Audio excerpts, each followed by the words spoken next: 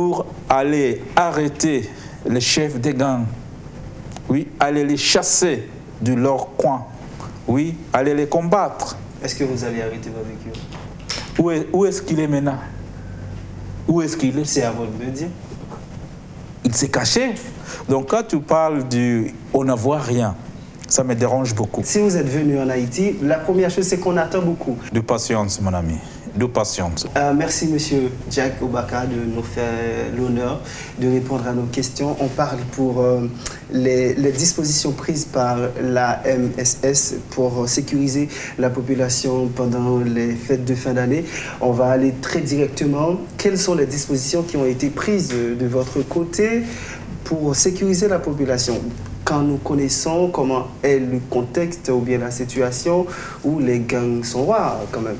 Pour la mission MSS, nous sommes au courant que nous devons travailler plus dur qu'avant pour que la population haïtienne puisse quand même s'amuser pendant les jours de Noël et pendant la fête de Noël. Ce que nous avons fait comme MSS, la première chose que nous avons constaté, c'est qu'il y avait beaucoup de problèmes à Solino, Badelmas, à Porte-Nationale et aussi à Bel-Air.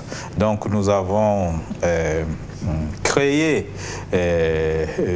base opérationnelle avancée, ce qu'on appelle Forward Operating Base, pour qu'on puisse pacifier les endroits, les environnements du Solino. Ça, c'est la première stratégie. La deuxième stratégie, nous sommes en train maintenant de voir comment nous pouvons ouvrir, débloquer les routes nationaux pour qu'on puisse quand même voyager à la campagne. Donc nous allons commencer à faire ça aussitôt que possible. Et ce sont les plannings que nous faisons. Quand vous dites aussitôt que possible, moi je vous parle des fêtes de fin d'année. Est-ce que les gens du Sud pourraient espérer d'aller chez eux pendant la fin d'année? Oui, c'est ça que nous essayons de faire parce que il faut avoir beaucoup d'équipements pour débloquer les routes parce que nous avons déjà essayé de faire ça, mais quand nous faisons ça pendant les jours, pendant la nuit, les bandits remplacent, ils débloquent encore les routes. Donc nous allons continuer à faire ça pour qu'on puisse quand même voyager à la campagne, les gens du Nord pour voyager à la campagne. C'est pas facile, ça je vous assure, mais avec assez d'équipements comme les bulldozers et tout ça, nous avons déjà commencé à faire ça même à Solino. Nous faisons des blocages, des blocages pour les routes et j'espère que ça va arriver. Est-ce que votre force est actuellement à Solino? Oui, jour et nuit. Ok. Et pourquoi 7 jours. 7 sur 7, c'est ce que vous voulez dire? 7, oui. Est-ce que vous pouvez garantir à cette population qu'elle pourra rentrer chez elle bientôt? Oui, bientôt, c'est ce que nous sommes en train de dire. De faire au moins. C'est pour cela que nous avons créé Forward Operating, base opérationnelle avancée à IGPNH. Pour cela, pour qu'on puisse quand même pacifier les endroits. S'il y a les populations demandent un appui, nous sommes près de la population pour combattre les gangs et chasser les gangs. Oui. Vous êtes en Haïti depuis bientôt 1 an. Sincèrement, quel est votre bilan positif?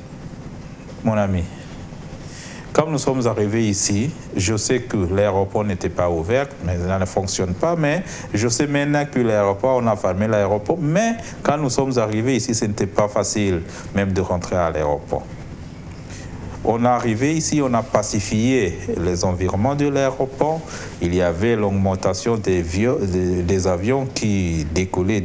Ici, en Haïti, nous avons pacifié les environnements de la National Police Academy, l'Académie nationale de police. Ouais.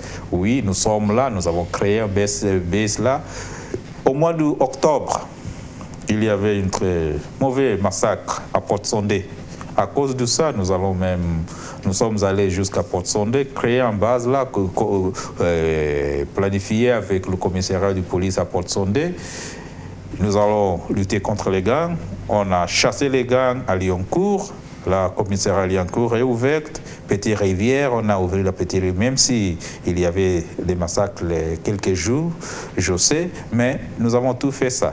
Et aussi, comme notre bilan mon ami, nous sommes ici pour supporter la PNH. Quand nous voyons la PNH travailler bien, travailler dur, c'est grâce à nous. Maintenant, ils peuvent sortir et combattre les gangs. Grâce à vous? Oui, parce que nous sommes là pour supporter la PNH. Et nous sommes fiers de la PNH. Quand ils sortent, auparavant, ce n'était pas facile de sortir seul. Mais maintenant... Mais on a tous vu qu'il n'y a pas de résultat, monsieur. Il n'y a pas encore de résultat. Au contraire, ça s'aggrave. Hein? Quand on pense à Solino, quand on pense à Ponsondé, quand on pense à la population de Badelma, on voit qu'il n'y a pas de changement. Au contraire, ça va de mal en pire. Je ne sais pas si vous... Bon, je peux tutoyer un peu. Je ne sais pas si tu es jamais été à IGPNH. Tu n'es jamais été là? Où ça? IGPNH, inspecteur... inspection générale, IGPNH. Oui, oui. Tu n'étais jamais là? Oui, je vais dans les conférences des fois. Non, le bâtiment était fermé. À IGPNH, le bâtiment était fermé. On a ouvert le Forward Operating Base il y a quelques semaines et maintenant le travail continue là-bas. Donc quand tu parles du « on ne voit rien », ça me dérange beaucoup parce que... Je suis désolé, moi, en fait, ce qui m'arrange, c'est de voir que la population haïtienne ne souffre plus. C'est ça. C'est de voir que les gens ne puissent pas quitter leur maison comme ça. Vous comprenez? C'est ça. Vous allez me comprendre quand même. Voilà. Moi, si vous êtes venu en Haïti, la première chose, c'est qu'on attend beaucoup. On a eu quelqu'un, compatriote ici en Haïti, quand vous étiez venu pour la première fois, il a dit « Kenya, vous êtes venu au pays, maintenant on va délivrer. » Et voilà, maintenant on attend encore cette délivrance. J'espère que vous comprenez mon point de vue. De patience, mon ami, de patience. Je sais, je comprends ce qui se passe ici en Haïti, mais il faut de patience. Okay. J'étais en train de te dire que nous avons 4 phases pour cette mission. 4 phases? Oui, pour cette mission. La première phase, c'est déploiement.